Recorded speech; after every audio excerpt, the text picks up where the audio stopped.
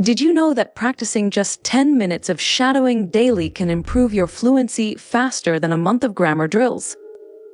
Let's prove it right now. Shadow this sentence with me. What comes first, confidence or action? What comes first? Confidence or action? Confidence or action? This is something that many of us get wrong. This is something that many of us get wrong. Research consistently shows that it's action that often leads to more confidence,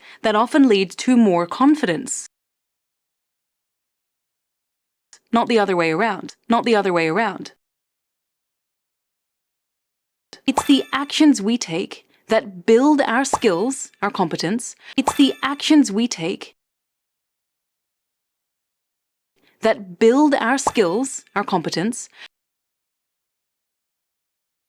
which boosts our self-efficacy or self-belief, and that fuels our confidence to propel us to take more action, which boosts our self-efficacy or self-belief,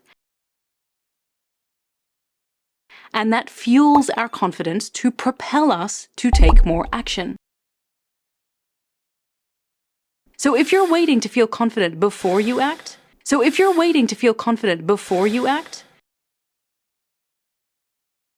remember, the confidence you seek is built by the very steps you're about to take.